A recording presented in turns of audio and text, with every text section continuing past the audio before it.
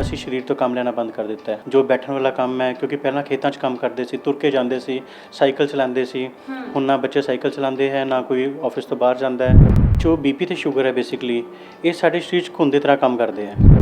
ਜਿਹੜੇ Chinese foods ਹੈਗੇ ਹੈ, ਇਹ ਸਾਰੇ ਅੱਜ ਕੱਲ੍ਹ ਸਾਡੇ ਬਹੁਤ ਜ਼ਿਆਦਾ ਆ ਗਏ ਨੇ, ਅਤੇ ਜਿਹਨਾਂ ਇਹਨਾਂ ਦੀ ਫਰਾਈਡ ਜਿਹੜੀ ਨੇਚਰ ਹੈ, ਉਹ ਹਾਰਟ ਵਾਸਤੇ ਬਹੁਤ ਖਰਾਬ ਹੈ। ਜੇਕਰ ਹਾਰਟ ਦੀ ਬਿਮਾਰੀ ਲੱਗੇ ਤਾਂ ਉਹਨੂੰ ਟਾਈਮ ਸਿਰ ਇਵੈਲੂਏਟ ਕਰਾਓ, ਤਾਂ ਕਿ ਤੁਹਾਡਾ ਟਾਈਮ ਸਿਰ ਇਲਾਜ ਹੋ ਸਕੇ, ਇਹ ਤੋਂ ਪਹਿਲਾਂ ਕਿ ਹਾਰਟ ਨੂੰ ਕੋਈ ਨੁਕਸਾਨ ਹੋਵੇ। ਕੋਈ ਵੀ ਦਰਦ ਜੋ ਧੁਨੀ ਤੋਂ ਉੱਪਰ ਹੈ, ਉਹ ਹਾਰਟ ਦਾ ਦਰਦ ਹੋ ਸਕਦਾ ਹੈ। ਤੁਸੀਂ ਇਹ ਜਾਣ ਕੇ ਹੈਰਾਨ ਹੋਵੋਗੇ ਕਿ ਬੇਸਿਕ ਲਾਈਫ ਸਪੋਰਟ ਦੇ ਨਾਲ ਤੁਸੀਂ ਕਾਫੀ ਪਰਸੈਂਟੇਜ ਲੋਕਾਂ ਨੂੰ, ਜਿਨ੍ਹਾਂ ਦੀ ਘਰ ਡੈਥ ਹੋ ਜਾਂਦੀ ਹੈ, ਉਹਨਾਂ ਨੂੰ ਤੁਸੀਂ ਬਚਾ ਸਕਦੇ ਹੋ ਅਤੇ ਉਹਨਾਂ ਨੂੰ ਠੀਕ ਠਾਕ ਹਸਪਤਾਲ ਪਹੁੰਚਾ ਸਕਦੇ ਹੋ। ਸਤਿ ਸ਼੍ਰੀ ਅਕਾਲ। ਟੀਵੀ ਪੰਜਾਬ ਦੇਖ ਰਹੇ ਤਮਾਮ ਦਰਸ਼ਕਾਂ ਦਾ ਮੈਂ ਅਮਨਦੀਪ ਸਵਾਗਤ ਕਰਦੀ ਹਾਂ। ਦੋਸਤੋ, ਦਿਲ ਨੂੰ ਜੇਕਰ ਗੱਲ ਕਰੀਏ ਦਿਲ ਦੀ, ਦਿਲ ਤੰਦਰੁਸਤ ਤਾਂ ਸਾਡਾ ਸਰੀਰ ਤੰਦਰੁਸਤ। ਸੋ ਦਿਲ ਨੂੰ ਤੰਦਰੁਸਤ ਰੱਖਣਾ ਸਾਡੇ ਲਈ ਬਹੁਤ ਜ਼ਿਆਦਾ ਜ਼ਰੂਰੀ ਹੁੰਦਾ ਹੈ। ਸੋ ਦਿਲ ਦੀਆਂ ਬਿਮਾਰੀਆਂ ਅੱਜ ਕੱਲ੍ਹ ਆਮ ਆ, ਯੂਥ ਤੋਂ ਲੈ ਕੇ ਬਜ਼ੁਰਗ ਤੱਕ। ਅਸੀਂ ਕਿਤੇ ਨਾ ਕਿਤੇ ਹਰ ਦੂਜੇ ਘਰ ਦੇ ਵਿੱਚ ਜਾਣਦੇ ਹਾਂ, ਸੁਣਦੇ ਹਾਂ ਕਿ ਦਿਲ ਦੀ ਬਿਮਾਰੀ ਦੇ ਨਾਲ ਕੋਈ ਨਾ ਕੋਈ ਪੀੜਤ ਪਾਇਆ ਜਾਂਦਾ ਹੈ। ਸੋ ਸਾਡੇ ਨਾਲ ਅੱਜ ਇੰਟੈਂਸਿਵ ਕੇਅਰ ਸਪੈਸ਼ਲਿਸਟ ਬੈਠੇ ਨੇ ਲਲਿਤ ਰਾਜ ਗਰਗ ਹੁਣੀ। ਡਾਕਟਰ ਸਾਹਿਬ, ਬਹੁਤ-ਬਹੁਤ ਸਵਾਗਤ ਹੈ ਟੀਵੀ ਪੰਜਾਬ ਤੇ। Thank you Amandeep. ਮੈਂ ਟੀਵੀ ਪੰਜਾਬ ਚੈਨਲ ਦਾ ਸ਼ੁਕਰਗੁਜ਼ਾਰ ਹਾਂ, ਜੋ ਤੁਸੀਂ ਮੈਨੂੰ ਇਸ ਪਲੇਟਫਾਰਮ 'ਤੇ ਆਉਣ ਦਾ ਮੌਕਾ ਦਿੱਤਾ ਅਤੇ ਆਪਣੇ ਵਿਚਾਰ ਸਾਂਝੇ ਕਰਨ ਦਾ ਮੌਕਾ ਦਿੱਤਾ ਜੀ। ਡਾਕਟਰ ਸਾਹਿਬ, ਜਿਵੇਂ ਹਾਰਟ ਦੀ ਮੈਂ ਗੱਲ ਕੀਤੀ, ਹਾਰਟ ਦਾ ਜ਼ਿਕਰ ਕੀਤਾ, ਸੋ ਦਿਲ ਦੀਆਂ ਬਿਮਾਰੀਆਂ ਦੇ ਨਾਲ ਅੱਜ ਆਪਾਂ ਹਰ ਤੀਸਰੇ ਘਰ ਦੇ ਵਿੱਚ ਸੁਣਦੇ ਹਾਂ ਕਿ ਕੋਈ ਨਾ ਕੋਈ ਪੀੜਿਤ ਹੁੰਦਾ। ਸੋ ਸਭ ਤੋਂ ਪਹਿਲਾਂ ਆਪਾਂ ਇਹਦੇ ਮੇਨ ਕਾਰਨ ਜਾਣਨਾ ਚਾਹਾਂਗੇ ਕਿ ਕਿਹੜੇ-ਕਿਹੜੇ ਕਾਰਨ ਹੋ ਸਕਦੇ ਲਈ ਜੋ ਸਾਨੂੰ ਦਿਲ ਦੀਆਂ ਬਿਮਾਰੀਆਂ ਵੱਲ ਖਿੱਚਦੇ ਨੇ। ਦੇਖੋ, ਜੋ ਪਹਿਲਾਂ ਇਹ ਦਿਲ ਦੀ ਬਿਮਾਰੀ ਸੀ, ਇਹ ਸਿਰਫ ਬਜ਼ੁਰਗਾਂ 'ਚ ਪਾਈ ਜਾਂਦੀ ਸੀ, ਜਿੱਦਾਂ 60, 65, 70 ਸਾਲ ਦੀ ਏਜ ਤੋਂ ਬਾਅਦ। ਅੱਜ ਕੱਲ੍ਹ ਅਸੀਂ ਦੇਖਦੇ ਹਾਂ ਕਿ ਆਲਮੋਸਟ 30, 35 ਸਾਲ ਜਾਂ 40 ਸਾਲ ਦੀ ਏਜ ਤੱਕ ਆ ਕੇ ਕਾਫੀ ਲੋਕ ਸਿੱਧਾ ਹਾਰਟ ਦੇ ਅਟੈਕ ਨਾਲ ਸਾਡੇ ਕੋਲ ਪ੍ਰੈਜ਼ੈਂਟ ਕਰਦੇ ਆ ਇਨ ਇੰਟੈਂਸਿਵ ਕੇਅਰ। ਉਹਦੀ ਕੁਝ ਵਜ੍ਹਾਵਾਂ ਤਾਂ ਸਟੈਂਡਰਡ ਹੈ, ਜੋ ਸਾਨੂੰ ਪਹਿਲਾਂ ਪਤਾ ਹੈ, ਜਿੱਦਾਂ ਬਲੱਡ ਪ੍ਰੈਸ਼ਰ ਦੀ ਬਿਮਾਰੀ ਹੈ, ਜਿੱਦਾਂ ਸ਼ੂਗਰ ਦੀ ਬਿਮਾਰੀ ਹੈ, ਕਿਸੇ ਦੀ ਫੈਮਿਲੀ ਹਿਸਟਰੀ ਹੁੰਦੀ ਹੈ, ਜਿੱਦਾਂ ਕਿਸੇ ਦੇ ਪਰਿਵਾਰ ਦੇ ਵਿੱਚ ਪਹਿਲਾਂ ਬਜ਼ੁਰਗਾਂ ਨੂੰ ਬੀਪੀ, ਸ਼ੂਗਰ, ਹਾਰਟ ਦੀ ਬਿਮਾਰੀ ਹੈ, ਤਾਂ ਉਹਨਾਂ ਨੂੰ ਵੀ ਚਾਂਸ ਹੁੰਦੇ ਆ ਜ਼ਿਆਦਾ ਕਿ ਉਹਨਾਂ ਨੂੰ ਛੇਤੀ ਬੀਪੀ ਦੀ ਬਿਮਾਰੀ ਆ ਜਾਏਗੀ।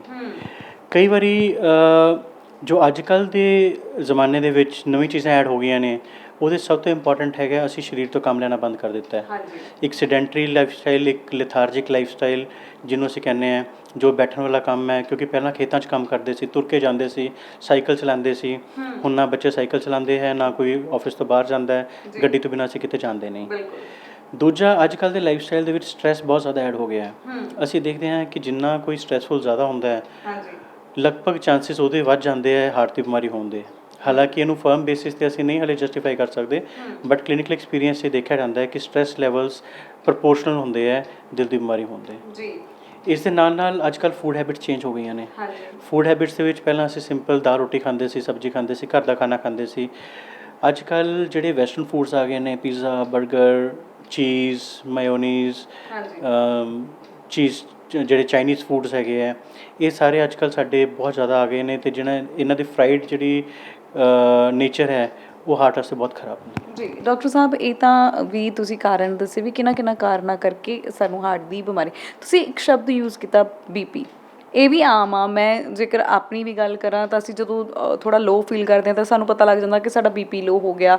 ਕਈ ਵਾਰੀ ਕੱਚੀਆਂ ਤਰੇਲੀਆਂ ਆਉਣੀਆਂ, ਕਹਿ ਦਿੰਦੇ ਕਿ ਹਾਈ ਹੋ ਗਿਆ। ਮਤਲਬ ਕੁਝ ਕਾਰਨ ਹੁੰਦੇ ਨੇ ਜਿਨ੍ਹਾਂ ਨਾਲ ਬੀਪੀ ਅਪ ਔਰ ਲੋਅ ਹੁੰਦਾ ਰਹਿੰਦਾ।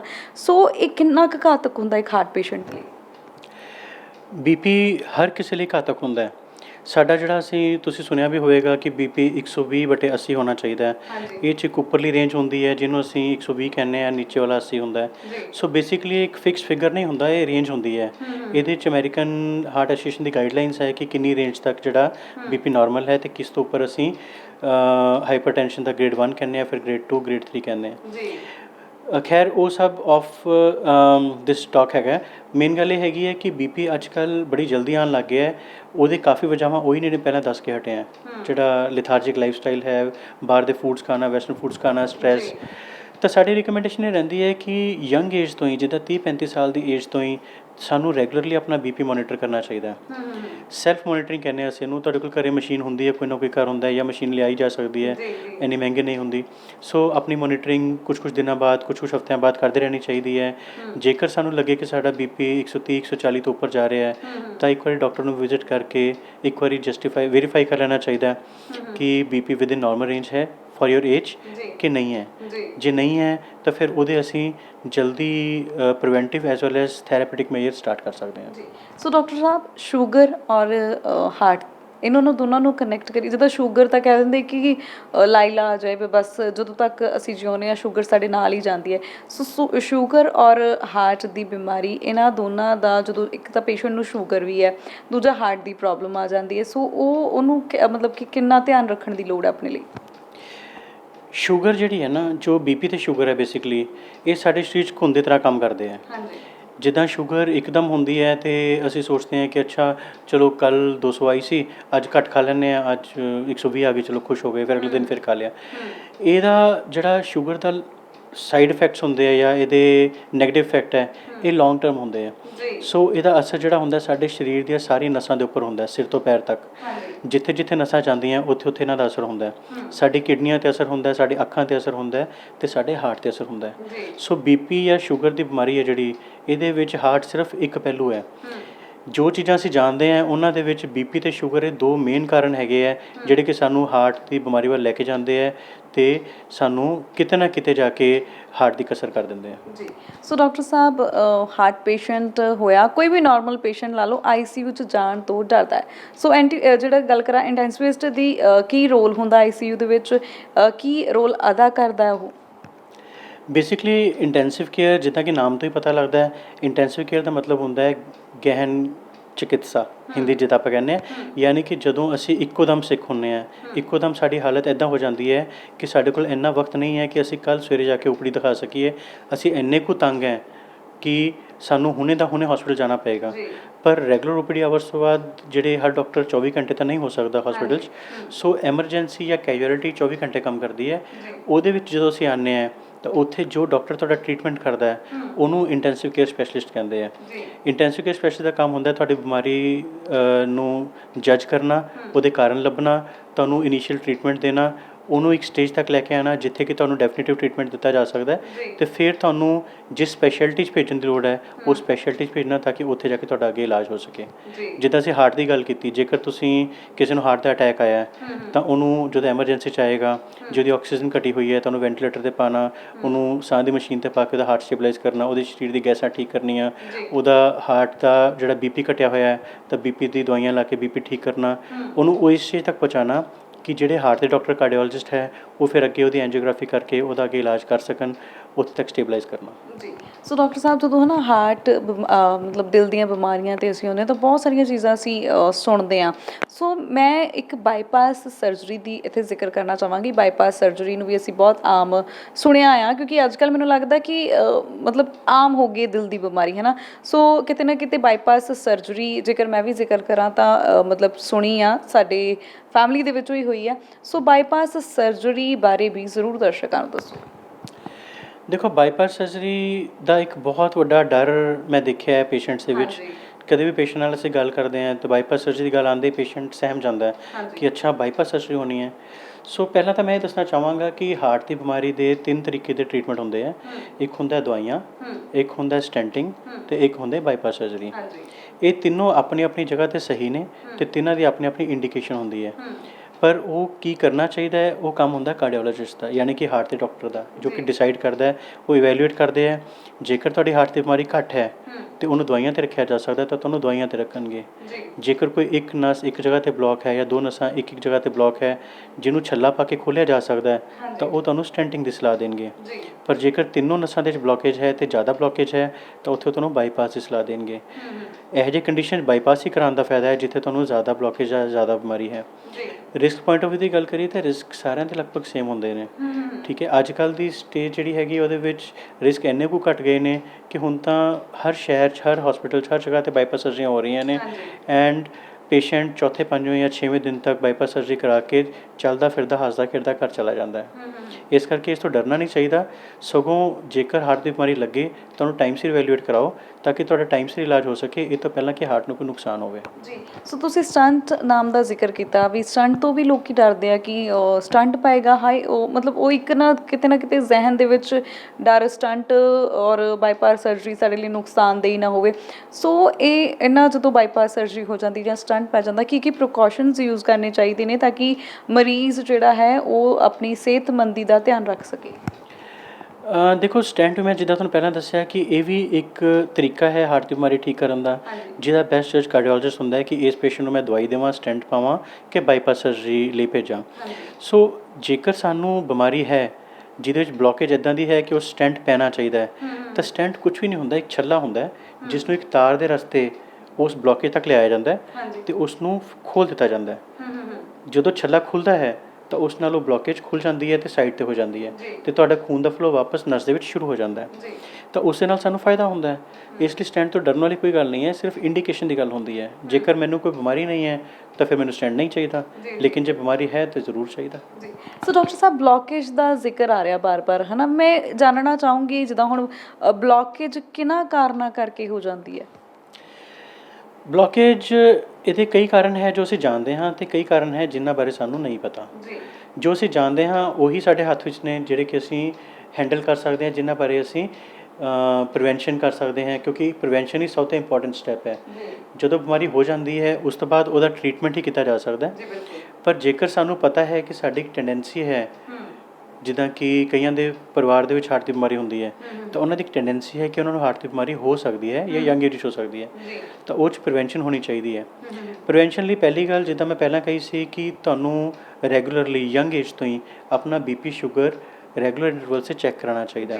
ਸੋ ਸਾਨੂੰ ਕਦੇ ਵੀ ਕੋਈ ਇੰਡੀਕੇਸ਼ਨ ਮਿਲੇ ਕਿ BP ਜਾਂ ਸ਼ੂਗਰ ਜ਼ਿਆਦਾ ਹੈ ਤਾਂ ਉਹਨੂੰ ਉਸੇ ਟਾਈਮ 'ਤੇ ਟਰੀਟ ਕਰਨਾ ਸ਼ੁਰੂ ਕਰੋ, ਤਾਂ ਕਿ ਉਹਦੇ ਜਿਹੜੇ ਗਲਤ ਇਫੈਕਟਸ ਹੈ ਜਾਂ ਉਹਦੇ ਜਿਹੜੇ effects on our heart, brain ਜਾਂ ਕਿਡਨੀਆਂ 'ਤੇ ਜਾਂ ਨਸਾਂ 'ਤੇ ਇਫੈਕਟਸ ਆਉਣੇ ਆ, ਉਹ ਜਾਂ ਤਾਂ ਨਾ ਆਉਣ ਜਾਂ ਘੱਟੋ ਘੱਟ ਹੋਣ ਅਤੇ ਲੇਟ ਆਉਣ। ਦੂਸਰੀ ਗੱਲ ਹੈ, ਇੱਕ ਇੰਪੋਰਟੈਂਟ ਚੀਜ਼ ਹੈ ਮੋਟਾਪਾ। ਮੋਟਾਪੇ ਦੀ ਇੱਕ ਵਜ੍ਹਾ ਇਹੀ ਹੈਗੀ ਹੈ ਕਿ ਅਸੀਂ ਅੱਜ ਕੱਲ੍ਹ ਬਾਹਰ ਦੇ ਫੂਡਸ ਖਾਂਦੇ ਹਾਂ, ਅਸੀਂ ਐਕਸਰਸਾਈਜ਼ ਕਰਦੇ ਨਹੀਂ ਹੈ। ਸੋ ਮੈਂ ਰਿਕਮੈਂਡ ਕਰਾਂਗਾ ਕਿ ਸਾਨੂੰ ਰੈਗੂਲਰ ਮੋਡਰੇਟ ਫਿਜ਼ੀਕਲ ਐਕਸਰਸਾਈਜ਼ ਕਰਨੀ ਚਾਹੀਦੀ ਹੈ। ਇਹਦਾ ਮਤਲਬ ਕੀ ਹੈ ਕਿ ਸਾਨੂੰ ਰੈਗੂਲਰ ਦਾ ਮਤਲਬ ਹਰ ਰੋਜ਼, ਮੋਡਰੇਟ ਦਾ ਮਤਲਬ ਠੀਕ ਠੀਕ ਫਿਜ਼ੀਕਲ ਐਕਸਰਸਾਈਜ਼ ਕਰਨੀ ਚਾਹੀਦੀ ਹੈ। ਕਈ ਲੋਕ ਜਿਮ ਜਾਣਾ ਸ਼ੁਰੂ ਕਰਦੇ ਹੈ, 2-4 ਦਿਨ ਬਹੁਤ ਜ਼ੋਰ ਜ਼ੋਰ ਕੇ ਜਿਮ ਕਰਦੇ ਹੈ ਅਤੇ ਫਿਰ ਬੰਦ ਕਰ ਦਿੰਦੇ ਹੈ।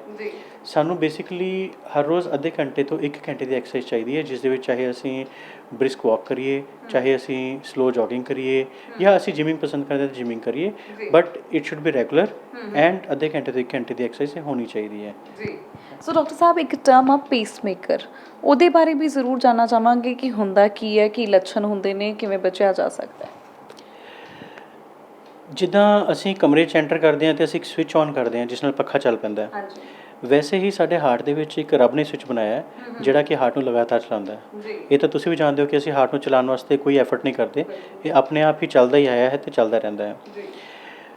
ਉਮਰ ਦੇ ਨਾਲ ਨਾਲ ਜਿੱਦਾਂ ਜਿੱਦਾਂ ਏਜ ਵੱਧਦੀ ਹੈ, ਉਸ ਤਰੀਕੇ ਨਾਲ ਜਿੱਦਾਂ ਹਰ ਚੀਜ਼ ਪੁਰਾਣੀ ਹੁੰਦੀ ਹੈ, ਇਹ ਸਵਿੱਚ ਵੀ ਪੁਰਾਣਾ ਹੋਣਾ ਸ਼ੁਰੂ ਹੋ ਜਾਂਦਾ ਹੈ। ਇੱਕ ਸਟੇਜ 'ਤੇ ਆ ਕੇ ਕਈ ਵਾਰੀ ਇਹ ਮਿਸ ਕਰਨਾ ਸ਼ੁਰੂ ਕਰ ਦਿੰਦਾ ਹੈ।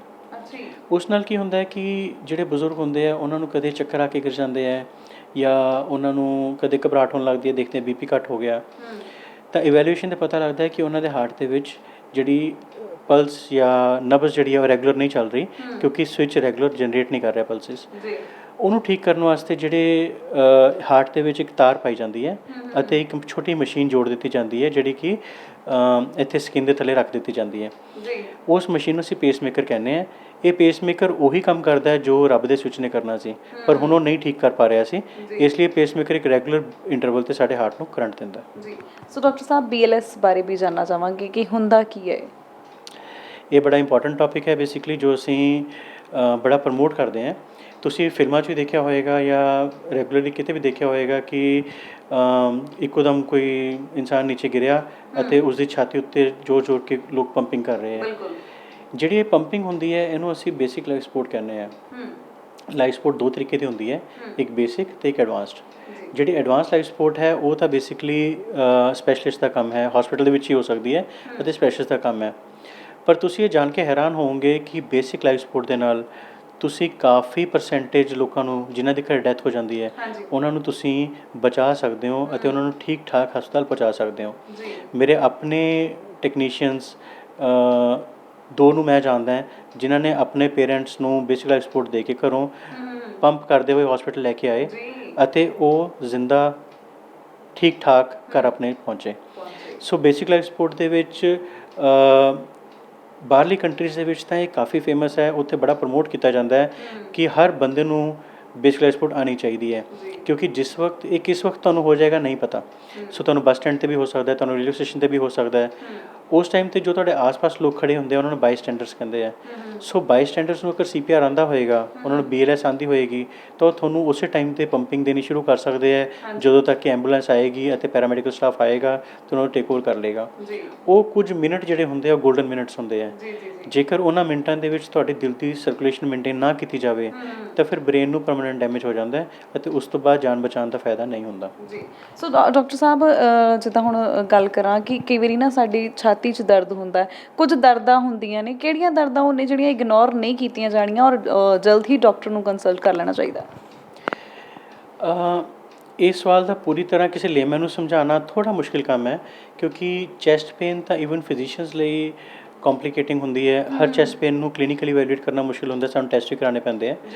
ਪਰ ਇੱਕ ਅਗਰ ਬਰੋਡ ਅਸੀਂ ਗੱਲ ਕਰੀਏ ਤਾਂ 35-40 ਸਾਲ ਦੀ ਏਜ ਤੋਂ ਉੱਪਰ ਜੇ ਕੋਈ ਦਰਦ ਤੁਹਾਡੇ ਹੋ ਰਿਹਾ ਹੈ ਅਤੇ ਕੋਈ ਵੀ ਦਰਦ ਜੋ ਧੁਨੀ ਤੋਂ ਉੱਪਰ ਹੈ ਉਹ ਹਾਰਟ ਦਾ ਦਰਦ ਹੋ ਸਕਦਾ ਹੈ। ਸੋ ਜੇਕਰ ਤੁਹਾਨੂੰ ਏਜ ਤੁਹਾਡੀ 40 ਤੋਂ ਉੱਪਰ ਹੈ, ਤੁਹਾਨੂੰ BP ਜਾਂ ਸ਼ੂਗਰ ਹੈ ਜਾਂ ਤੁਹਾਡੀ ਫੈਮਿਲੀ ਦੇ ਵਿੱਚ ਹਾਰਟ ਦੀ ਬਿਮਾਰੀ ਹੈ ਅਤੇ ਤੁਹਾਨੂੰ ਕੋਈ ਵੀ ਦਰਦ ਇੱਦਾਂ ਦਾ ਧੁਨੀ ਤੋਂ ਉੱਪਰ ਹੁੰਦਾ ਜਿਹੜਾ ਕਿ ਕਾਫੀ ਤੁਹਾਨੂੰ ਤੰਗੀ ਦੇ ਰਿਹਾ ਤਾਂ ਉਹਨੂੰ ਇਮੀਡੀਏਟਲੀ ਇਵੈਲੂਏਟ ਕਰਾਉਣਾ ਚਾਹੀਦਾ, ਕਿਉਂਕਿ ਉਹ ਹਾਰਟ ਦਾ ਦਰਦ ਹੋ ਸਕਦਾ ਹੈ। ਸੋ ਬਿਲਕੁਲ ਡਾਕਟਰ ਸਾਹਿਬ, ਇੱਥੇ ਇਹ ਵੀ ਜਾਣਨਾ ਚਾਹਾਂਗੇ ਕਿ ਕਿਹੜਾ ਲਾਈਫ ਸਟਾਈਲ ਸਾਨੂੰ ਅਪਣਾਉਣਾ ਚਾਹੀਦਾ ਤਾਂ ਕਿ ਅਸੀਂ ਸਿਹਤਮੰਦ ਰਹੀਏ ਔਰ ਤੰਦਰੁਸਤ ਰਹੀਏ? ਸਭ ਤੋਂ ਪਹਿਲਾਂ ਤਾਂ ਇੰਪੋਰਟੈਂਟ ਹੈਗਾ ਜੋ ਇਹਨੂੰ ਸਾਤਵਿਕ ਲਾਈਫ ਸਟਾਈਲ ਅਸੀਂ ਕਹਾਂਗੇ। ਸਿੰਪਲ ਹੈ, ਬੇਸਿਕਲੀ ਸਾਨੂੰ ਟਾਈਮ ਸਿਰ ਸੌਣਾ ਚਾਹੀਦਾ ਤਾਂ ਕਿ ਅਸੀਂ ਸਵੇਰੇ ਟਾਈਮ ਸਿਰ ਉੱਠ ਸਕੀਏ। ਸਵੇਰੇ ਉੱਠ ਕੇ ਪਹਿਲਾਂ ਭਗਵਾਨ ਦਾ ਨਾਮ ਲਓ ਅਤੇ ਉਸ ਤੋਂ ਬਾਅਦ ਆਪਣੀ ਰੈਗੂਲਰ ਫਿਜ਼ੀਕਲ ਐਕਸਰਸਾਈਜ਼ ਕਰੋ।